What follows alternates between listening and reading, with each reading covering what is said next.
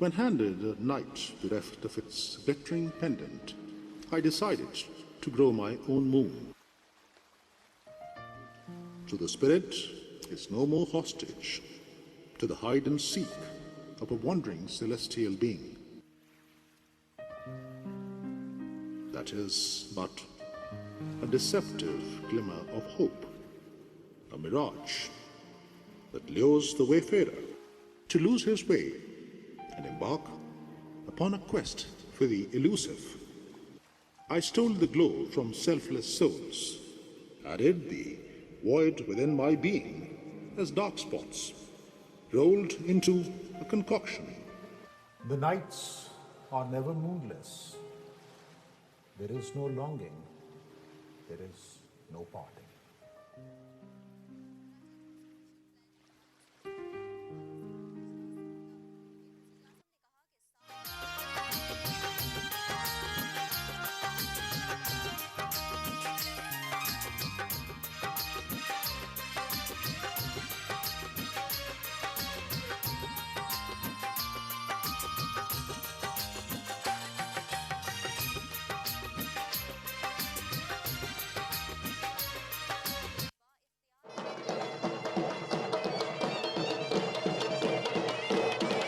The Khatak dance from the mountainous terrain of the legendary Khyber Pass is performed by an all-male group of hardy tribesmen.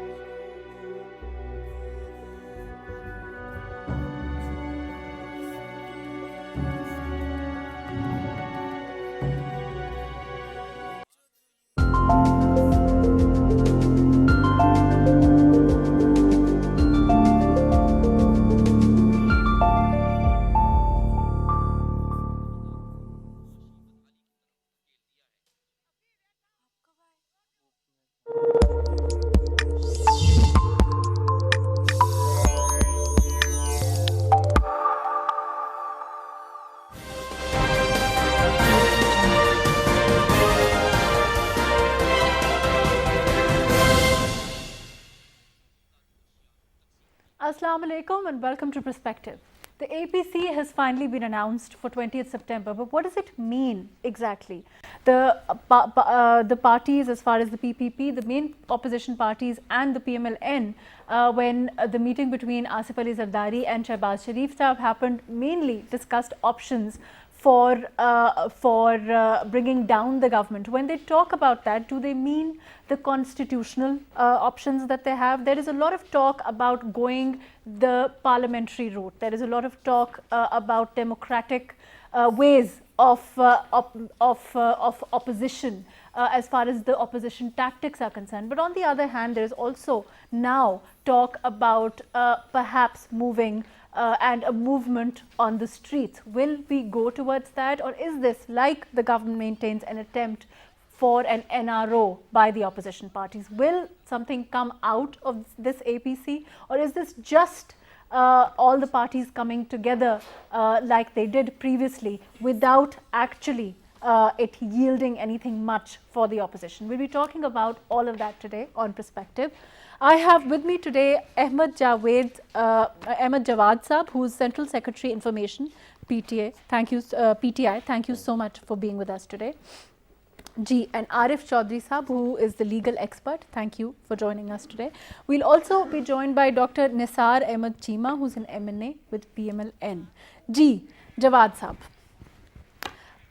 Before I move on, I want to really talk about this talk about the opposition, the tactics they want to use. There is a lot of talk about now, using the democratic route. Like I said, parliamentary, opposing, doing the opposition in the assembly also. We saw, PMLN also talk about it. We saw the PPP also talk about it. But does this preclude, or does it include perhaps an agitation on the streets also? Because that's also something new that now we're hearing about. Do you think that they can actually come together to have that kind of agitation in the background of what happened last time with Maulana Fazlur Rahman and all of that? What do you think? Maruf, first of all, I would never object if the opposition is making some strategy against the government, against its policy, because this is the job of opposition. So right. Principally, I have no objection if they meet together, they try to make some strategy, and if they are opposing the policies of the government, I mean, by nature of their role as a opposition, they should be doing this thing. Now coming to the second part, that the recent display of two major parties leadership meeting together. Right. But here I would like to remind that in last 2 years, how many such display of top leadership of PMLN and Pakistan People's Party and Maulana Fazlur Rahman have been held so many times. And every time these display of a joint opposition, a joint strategy has been presented in a way that something big is going to come up. So there is some buzz and hype on the media. People are talking about it, people are discussing about it, and opposition has some slogans about it, some statements about it, some expectations about it, but after some time we see nothing. The reason is that the opposition strategy is fundamentally, I would say, defaulted. And what is that fundamental problem with the strategy of opposition? Doesn't matter how many times they meet together, their top leadership meet together, it does not matter. The fundamental problem with the top leadership of two parties is that each individual, whether it is Shehbaz Sharif, whether it is Nawaz Sharif, whether it is Asif Zardari, whether it is Bilawal Bhutto, they have their own personal agenda of their survival from the accountability radar. Right, okay. So they would be meeting, but it is just to exert some pressure so that they can get some relief. But you know what happened with Maulana Fazlur Rahman Saab and this, a lot of stuff that he's been saying about why he ended with the agitation last time. So do you think that, you know, when all these parties get together and actually if they move towards, a street agitation, which PTI itself is no stranger to, do you think that it can pose a threat to the government?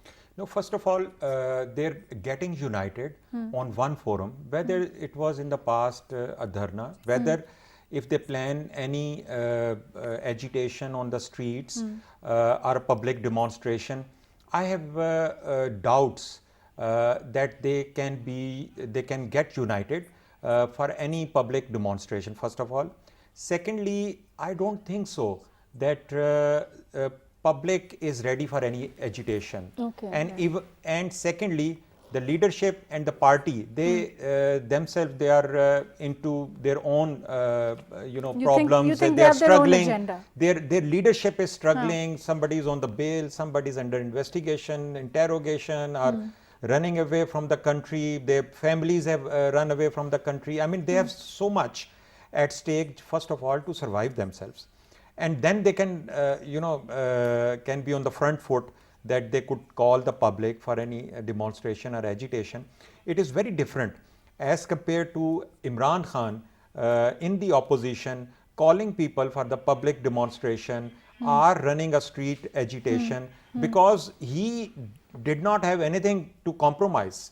He was never vulnerable to any accountability that he will take a tough stance and later on because of the accountability he has to compromise. So Imran Khan, this is the difference between Imran Khan and the top leadership of opposition, that they will never be able to make a firm stance because of the vulnerabilities they carry, because of the corruption in the past and the accountability which is always surrounding them. Right, I will come back to you. I'm going to go to Arif Chaudhry Sahab ji.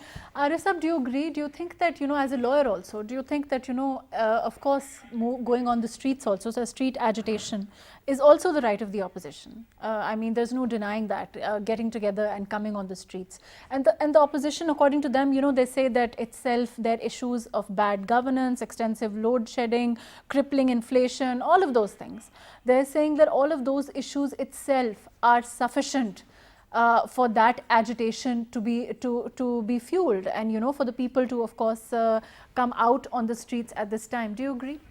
Mahrukh, it is very unfortunate for the nation at this crucial juncture when both political parties, whether they are in a government or in opposition, instead of working on national based agenda or any agenda which is welfare oriented agenda or any agenda which is basically, even if you are in a position, you are coming out to state that, sir, if you are in the government, these are points where we disagree and we want you to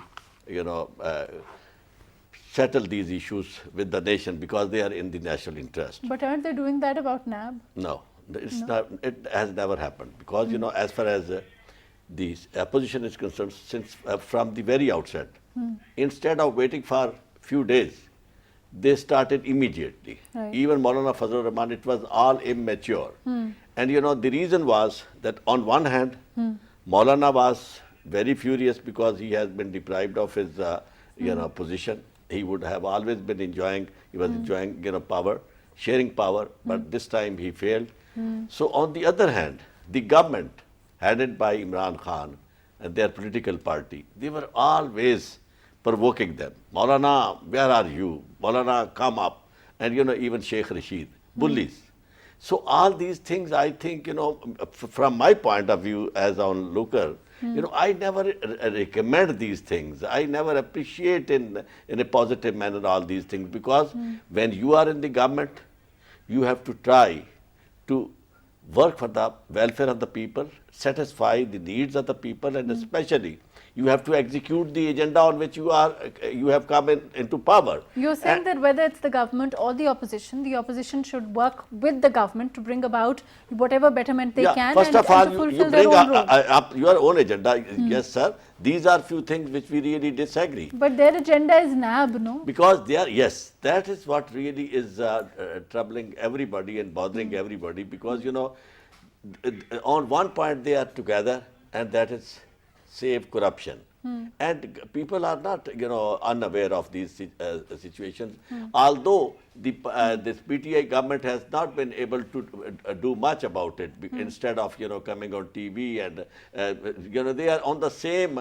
They have also assumed the role of anchor persons on TV. Everybody coming on TV and nothing doing. Even I give you an example because Mr. Ahmad Jawad is there. This Nawaz Sharif issue. Right now, what are they doing? He gave an undertaking, Shahbaz Sharif, Right. while, binding himself that, he will bring his brother back. And they never, even till today, they have not approached the High Court that there was an undertaking on behalf of Shahbaz Sharif and many other MNAs. So why those undertakings are not being honored? Fair enough. We'll come and ask Jawad Saab this very question, but I'm going to go to Dr. Nisar Ahmed Cheema. Ji, Nisar Saab, the APC has been announced. We've been discussing what you plan to do. Of course, it will be discussed further on, but what are some of the points that the opposition stands united on? Other than, for example, NAB, what are the other issues that the opposition at this time centers their protest on, whether it's in the parliament or outside? Well, Maruf, the most important issues which will be discussed are those which are being faced by common man of Pakistan. Right. I have stated time and again, and let me make it clear once again, and I'll say without any fear of contradiction that this government doesn't need any effective opposition for its downfall. Right. This PTI government is bound to fall on its own feet. So you're not going to go for street agitation then? Is that off the table? But let me complete, Maruf. This, as I've already stated time and again, that this PTI government is bound to fall in its own feet, and it is self-sufficient for its complete destruction and fatal downfall because of its incompetence, mismanagement, bad governance, the U-turns, loss of credibility, and unprecedented, unbearable inflation. But for the opposition parties, there may be honest difference of opinion as far as the strategy is concerned, as far as the modalities are concerned. But let me make it very clear that as far as the final objective and target is concerned, there is no difference at all amongst the opposition parties as well as the best of Pakistan, and that is how to get rid of this curse which has been imposed in the form of PTI government on the nation. So how do you plan to get rid of it? Is there a strategy in play? Is there an agenda in play? Maruf, we are going to use all the democratic ways and means to get rid of this government. And but let me make it once again very clear that we are not going to follow the container strategies. We are not going to burn the electricity and the gas bills. We are not going to attack the police, the Parliament House, the Prime Minister House of PTV. We are not going to teach the nation to take the laws in its own hands. We are not going to preach for civil disobedience and lawlessness. No, we are democratic people. We believe in democracy.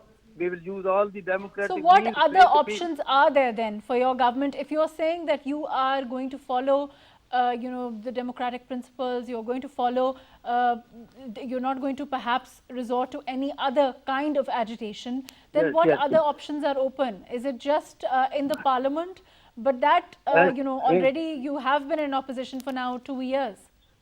In the parliament, Maruf, as well as outside parliament. And of course, the masses are ready to come to the streets. And, they are, the masses are now, they have made it very, very difficult, rather impossible for a common man to breathe and survive even because of the unbearable inflation. The masses are looking towards the opposition leadership. And we will not, I will come back to you, Nisar Saab. I will come back to you. I'm going to go to Jawad Saab. Ji, Jawad Saab. So, we were earlier discussing, like Arif Chaudhary Saab was saying, how do you propose to deal with this? Maruf, first of all, Arif Chaudhry Sahab rightly said when he says that this is not the job of government to provoke opposition. So I do believe that we do not have any reason to provoke opposition. But in a political system, there is a narrative and there is a counter narrative. So if opposition tries to build a narrative to bring down the government or to, malign the government, obviously the government spokesperson, they have to respond with a counter narrative.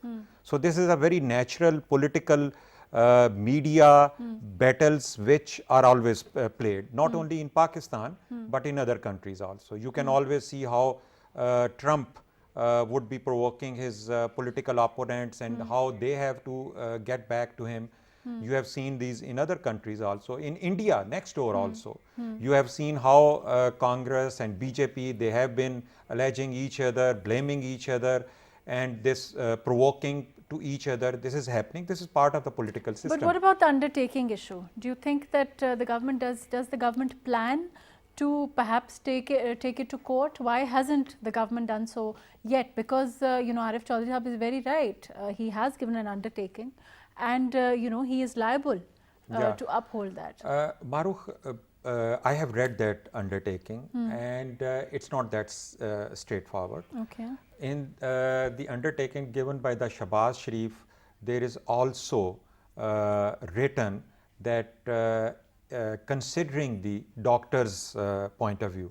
Okay. So I'm not sure that how legally, Arif Chaudhry Sahab must be expert on this thing, that how undertaking which also has a clear understanding and a statement that he is responsible for the return of Nawaz Sharif, at the same time there is subject to the advice of the doctors. Okay. And how this undertaking and this statement has to be interpreted into legal form, because these undertakings were submitted in the court.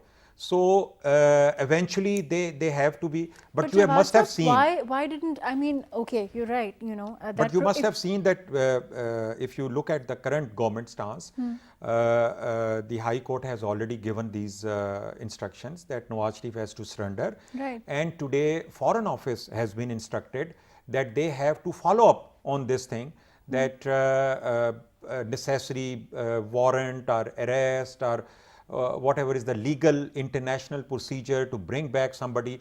So the Foreign Office has also been instructed on this thing. So government is on it. Right. But Jawad Sahab, when you're talking about this proviso which you're saying that is mentioned within the undertaking, subject to the doctor's advice, why didn't the government object to these issues, that at the time? You have very, very qualified legal minds, and they could have at that time objected and said that, well, this can lead to a problem, which it's obvious. It's a good question. If you recall, the government was not ready to let go Nawaz Sharif without fulfilling certain terms and conditions which were defined by the cabinet. It was decided, it was discussed in the cabinet, and these there were terms and conditions, there were guarantees which were required from Nawaz Sharif before he leaves. But then they went to the Lahore High Court and the decision was given that he may be allowed and Shahbaz Sharif can. Now that undertaking has been given in the court on the demand of the Lahore High Court, and it was to replace what government was asking. Government at that time was not asking this kind of undertaking. The government was asking about their assets and properties to be kept as guarantee if they don't return to Pakistan. So that was overruled when the case was taken up in the Lahore High Court. Okay, so it is not that undertaking which has been drafted or which has been submitted to the government. It has been submitted to the Lahore High Court, where they went to the court, and on that they were given the permission that they can go. So it is just to clarify that what exactly happened when Nawaz Sharif was allowed to go. Okay, I'm going to go to Jawad. Arif Sahab, Arif Sahab, what exactly happens? As a lawyer, you're so experienced. There are two things important. First of all, as Mr. Jawad said, that this is subject to satisfaction of the doctor's report. As far as this question is concerned, that stands already answered when the bail was not extended by the provincial government because the provincial government was not provided with all those reports and they were not satisfied. That's why they did not extend the bail, and that was exactly in the terms of the judgment of Honorable Islamabad High Court. Number one. And number two, as far as this issue was concerned, once they went to the court, the other party went to the court, Nawaz Sharif went to the court, and they were the respondents. There was a cabinet decision, and the court, instead of going by that cabinet decision, was going to agree upon only an undertaking. Had this been objected seriously, and had this been on record, that sir, no, this is not what we agree because he will never come back.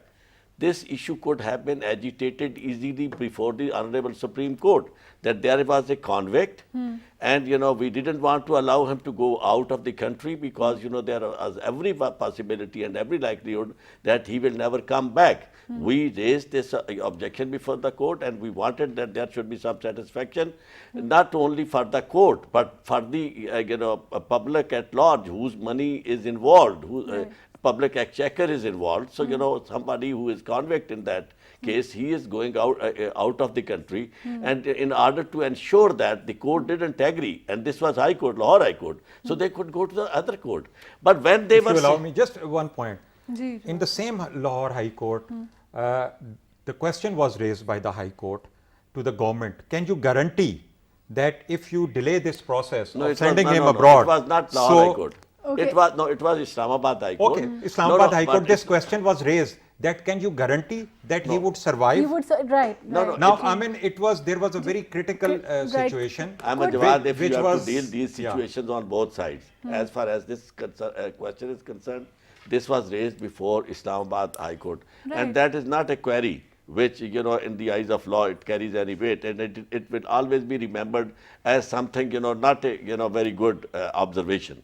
As far as the but doesn't it? But Arif Sahab, doesn't it? Even if you're right, it is not something. It's an observation. Yeah. But don't you think that it then shifts even just as an observation of the Islamabad High Court? Doesn't it shift the onus on the government then? The responsibility on the government that that they would then have to be answerable. They would then have to bear the burden of Nawaz Sharif Saab's health. No, my submission would be in this regard that they should have immediately retaliated. Sir, is it the only person for whom this honorable court is asking this kind of guarantee, or it is for every citizen of Pakistan?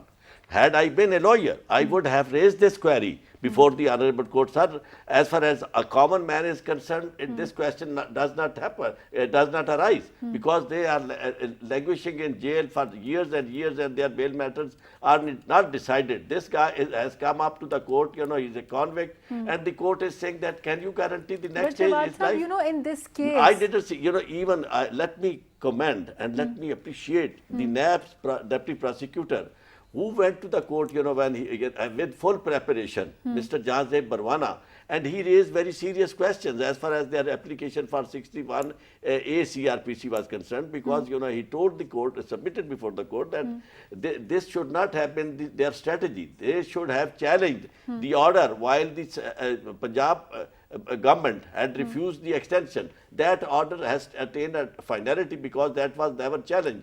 And so now this guy is asking for perpetual exemption, not, it was not one time, perpetual. Right. So Arif Sahab, before I'm going to go to Nisar Sahab, I'll come back to you, but I'll leave you with a question. Yeah. Don't you think that in this case, when the High Court, with all due respect, I'm a lawyer myself, with all due respect to the courts and the justice process, the process of law in our country, don't you think when the courts allowed Mia Saab to leave, they overrode all those considerations of him being a common man and all that debate that so many prisoners are languishing in jails and with health conditions and all of that. We'll come back to that. Okay.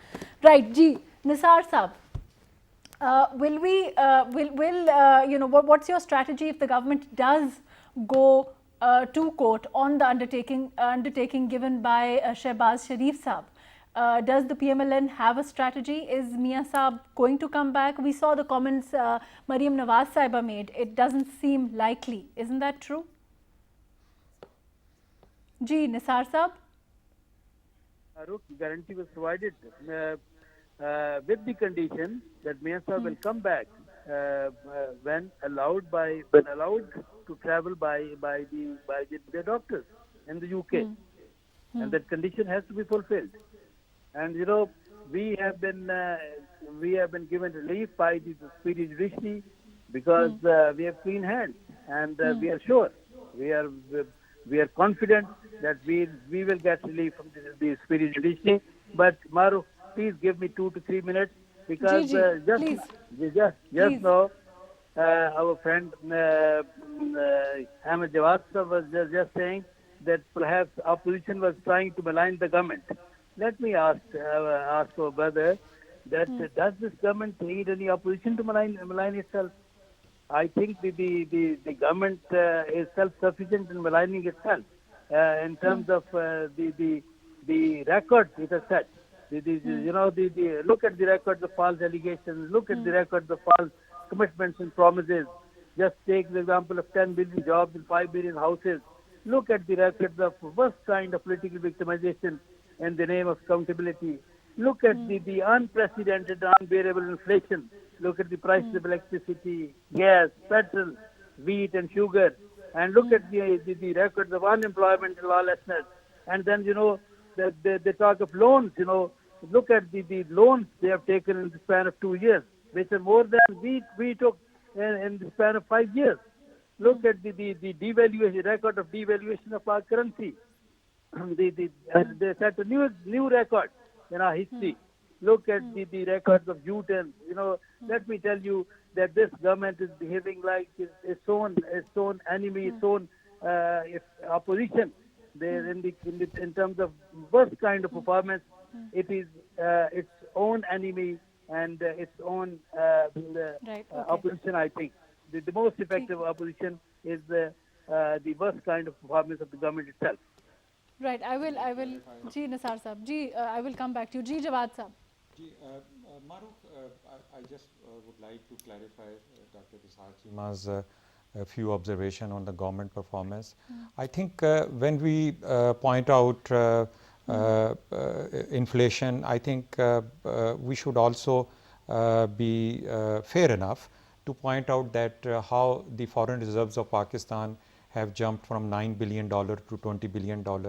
We should be fair enough to also indicate that how $20 billion current account deficit has come down to $3 billion. We should also be just when we are comparing Pakistan with the rest of the world in fighting against Corona. We should also know that the stock exchange, despite Corona, is aggressively progressing in last 2-3 months. We should be aware of this fact that foreign remittance, they are making record inflow in Pakistan.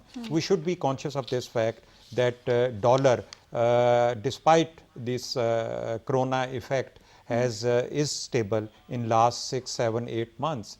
And even if it has touched 170, at the moment it is at 165. So these are all economic indicators which also describes the performance of any government. I'm not saying that it is a measurement which I have created. This is the measurement which is applied and which is used to describe the performance of a government all over the world. And whether it is trade deficit or account deficit, or it is the foreign reserves, or it is the foreign remittance, or the exports or imports. So all these things, they make up a complete description about the economic indicator of a government. Are you, so as we a should government, we should be fair enough when we might be pointing out some gray areas or some few things which perhaps has not been up to the expectations. Do you think that some things, as far as you're saying, the few things that have not been up to expectations, as being part of the government, are you satisfied with the progress that the government is making at this time, do you think that in 3 years' time, before the next elections, there will have been substantial progress and things will be much better than they are? at this Marukh, if this was not a stalled period of economic activities for the last 5-6 months, we were almost at the position of taking off. We had come out of the economic crunch. We had come out of the economic bankruptcy which we inherited when we took over government from the PML government. Our all public sector institutions, they were in loss. This was all because of the previous government. Okay. And it was a very difficult situation. So I'm sure now, once we are out of this corona, there is a post-corona situation in the country, and how the economic activities are bouncing back, whether it is the construction, whether it is the stock exchange, whether it is business, you see there is an activity going on. So I'm quite sure that in the coming months, what we lost in last 5-6 months, we will be able to overcome that. And not only that, the government and the economy of the country is definitely going to take off. And you the have CPAC projects you and have everything. no fear of this APC and this this joint effort by the opposition? This APC will meet the same fate which has we have seen in the past in last 2 years. So this I can predict today. On this date you can record it, and you will see what is going to be the fate of this APC after a few weeks. Right, I'm going to go to Arif Sahab. Ji, Arif Sahab, let's talk more about the fact that, the allegations the government is making as far as the APC is concerned. They're saying that this is an attempt of an NRO. Even as far as NAB is concerned, 28, I think they want 28 provisions as it stands today, from what I know, that to be amended out of, I think, about 30 or so, as far as NAB ordinance is concerned. Situation being that, how do you see, do you think that the NRO that they're asking for, is that behind all of this agitation? Do you think that NRO is even possible, which the government is saying that the opposition wants? Marukh, I always thought that there is no NRO in the offing, and there is no possibility of any NRO. As far as this term itself is concerned, NRO, National Reconciliation Ordinance, is over now, because it was, Right, but essentially what it stands for. It was struck down by the Supreme Court as well.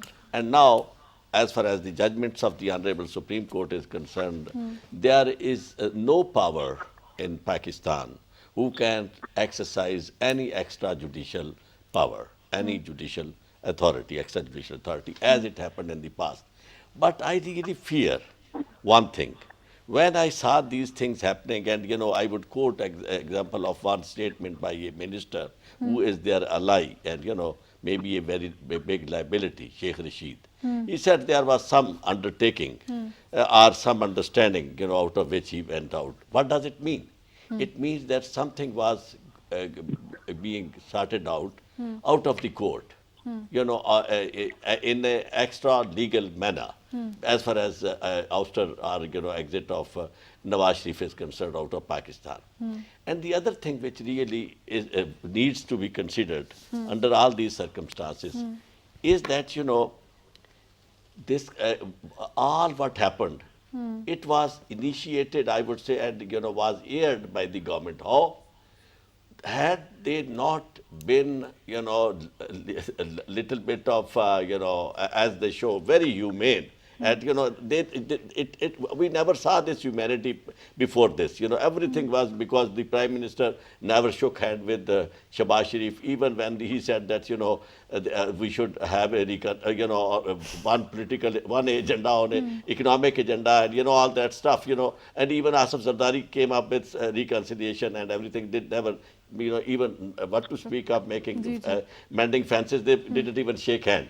But all of a sudden, they started believing these reports, and not only reports, but considering extraordinary and extra constitutional and extra legal measures, such as giving him permission of going out of the country, and their entire hierarchy, you know, starting from provincial health minister and, But you know, Arif Saab, they throw the entire ball in your judicial system's court. They're it's saying not that true. it's You know, the court. because, you know, as far as judicial system is concerned, that also played its role in favor of Nawaz Sharif. That is what I really tend to, you know, consider. But they should not have given any loose ball. And if this was not loose ball from their side, why did the Prime Minister took the responsibility that it was, you know, compassions. I became compassionate, and that's why I allowed him to go. If these were compassions by the Prime Minister, then we cannot shift the responsibility. Although even despite his admission, I would really put the you know, onus to the courts. That court should not have been so you know, favorable to. So perhaps it was the largest of the court and a little bit of the government.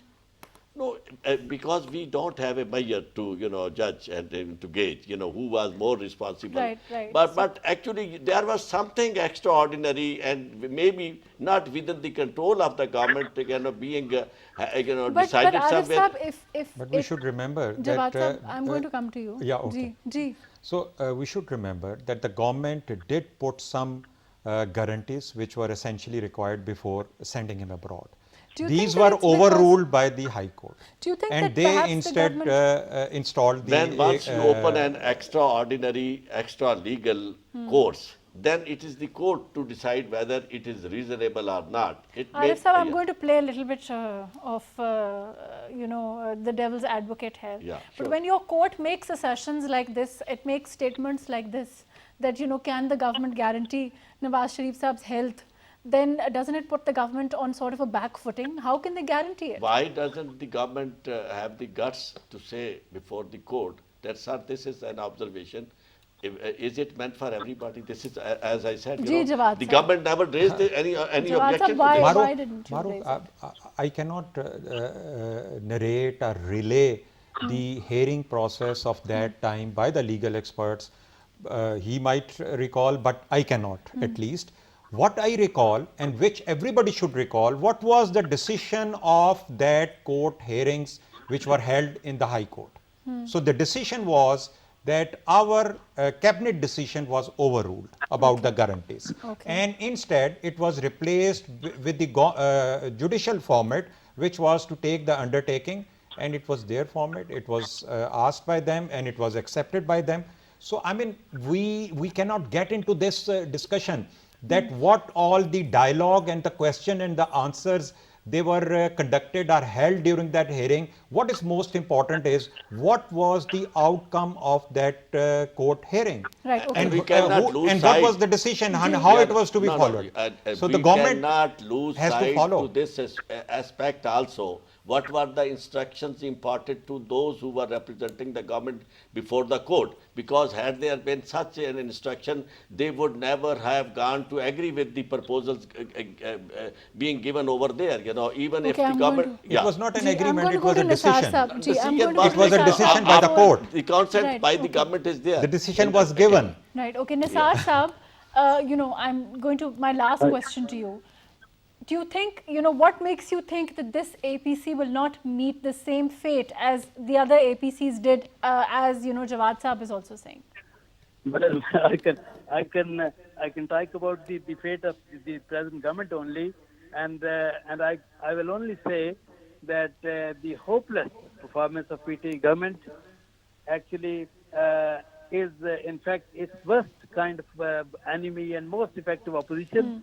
And because of this worst kind of performance and hopeless performance, this PT government is bound to meet the fatal downfall and disastrous fate.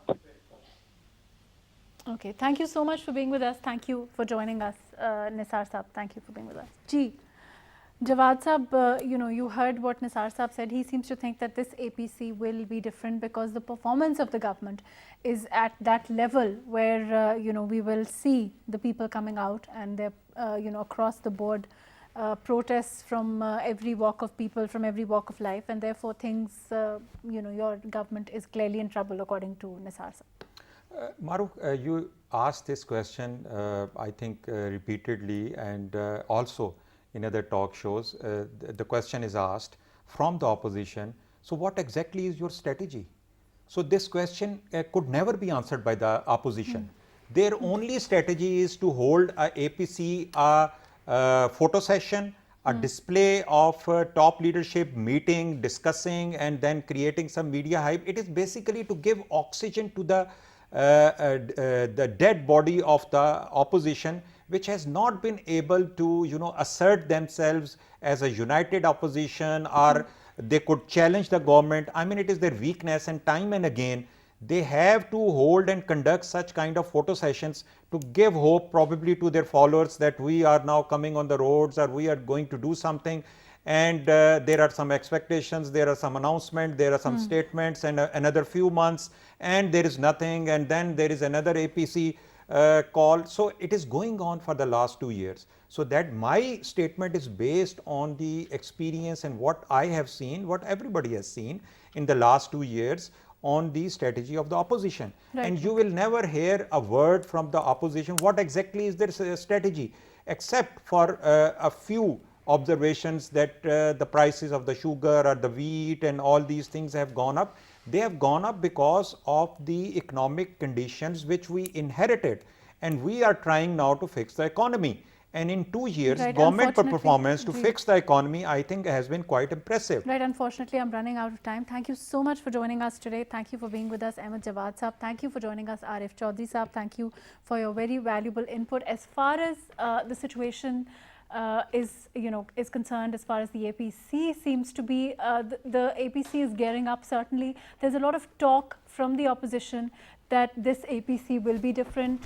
They are indications that they want to talk about the performance of the government, the issues that plague the people. The government, of course, maintains it has more to do with accountability and the NRO. Of course, 20th September is not far away. We'll know more very soon.